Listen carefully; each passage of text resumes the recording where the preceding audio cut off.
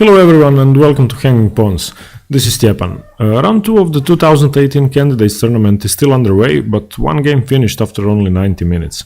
The game between Shakhriyar Mamedyarov, who won brilliantly with the black pieces against Karyakin in round 1 yesterday, and Mamedyarov and Aronian, who came very close to winning in the opening round but failed to spot the winning variation against Dingliren, unfortunately for him. In this game, Mamedyarov, who is currently world's number 2, was white, and he opened with pawn to d4. Aronian replies with knight to f6. We have c4, e6, by Aronian inviting the Nimzo-Indian defense, and Mamedyarov obliges with knight to c3. It's still possible to enter Catalan positions or Queen's Gambit decline positions from this position, but after knight to c3 and what Aronian played bishop to b4, this is now a Nimzo-Indian. And Mamedyarov plays queen to c2, the classical variation of the Nimzo, or the so-called queen c2 Nimzo-Indian, favorite of grandmasters such as Ben Feingold and many other strong players. Here black castles, the most common move, a3 forcing the bishop away, and the bishop captures on c3, and this is why the queen was placed to c2 in order not to mess up white's pawns with b takes c. So the queen takes on c3. We have d5, immediately striking in the center and challenging white's pawn structure of c4 and d4. Bishop to g5, pinning the knight, h6, and black 2 relinquishes the bishop pair and takes on f6. We have bishop takes f6, of course queen takes f6, not taking with the g-pawn and isolating his kingside pawns. Knight to f3, and this is a well-known mainline position with many top-level games played. And this is how most Nimzo-Indian games go. This is by far the most common theory. And here we have c6, solidifying the center for black, and Mamedyarov plays g3. This is the first novelty of the game. The move commonly played and previously played from this position was e3, and for example it led to a draw in a game between you and Dingliren played in 2017. So usually players with white would play e3 instead of g3 from this position, but perhaps g3 was Mamedyarov's preparation for the game.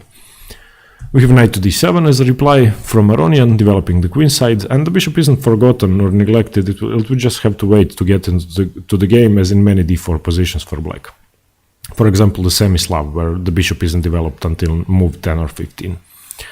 Bishop to h3, Mamedyarov reveals the purpose of g3. It wasn't the obvious bishop to g2, which would perhaps be a bit absurd considering the central pawn mass Aronian has, which is blocking the h1, a8 long diagonal. So the bishop is much better on h3, and it's stopping the development of black's bishop on c8 a bit more, because Aronian will always have to consider the bishop on h3.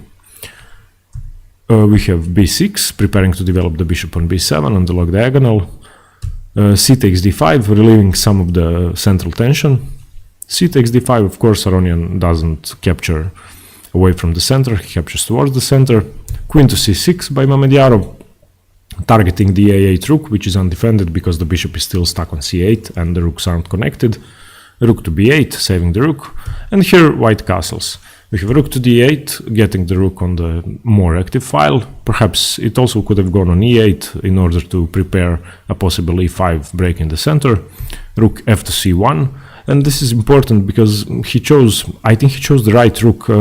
Placing the a1 rook on c1 would get the rook away from the action, because it's obvious that the only action is going on the queen side, and the rook isn't doing that much on f1 at the moment.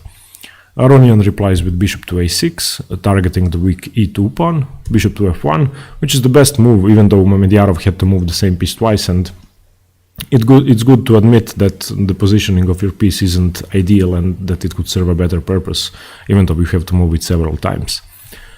Bishop to c4, placing the bishop on a strong out square. The question is whether it's at all useful there at the moment, but it looks nice at least, and it's not that easy to get rid of from c4.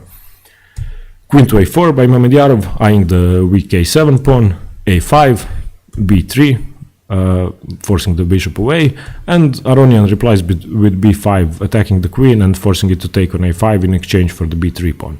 And that's what happens. Queen takes a5, bishop takes b3, and rook to c7, activating the rook on the 7th rank and initiating an attempt of an attack. But the position is very much equal and there isn't really much Mamedyarov can accomplish with it, so Perhaps both players have already considered a draw at this moment, because it's really not obvious how any side can make progress easily. We have bishop to c4, getting the bishop back to the outpost square. And here, Mamedyarov plays queen to a7, threatening the knight, and in this position, players go for a repetition, which unfortunately led to a quick draw, with both players still having over an hour on the clock before the time control. And perhaps there was better options, but they went for it anyway. We have rook to a8, forcing the queen away. It only has one square, that's a7, so, b7. Queen to b7, rook goes back to b8, queen a7, rook a8, queen b7, and rook to b8 once again, and here they agreed to a draw.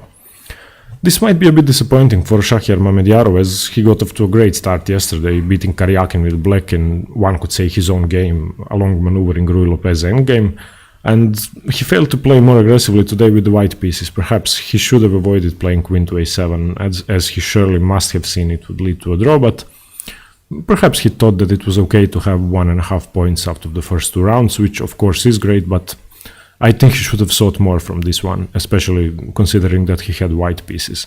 And Levan Aronian drew again, which must be less than ideal for him as well, and especially psychologically, as he is among the favorites of the Candidates tournament, and he's definitely going to have to start playing that way if he wishes to stand the chance to challenge Magnus later this year and win the Candidates, as this is the only tournament where first place is the only thing that matters. If you come in second, that means almost nothing. Okay, you get a little bit more money than the 8th place, but still it's not worth almost anything.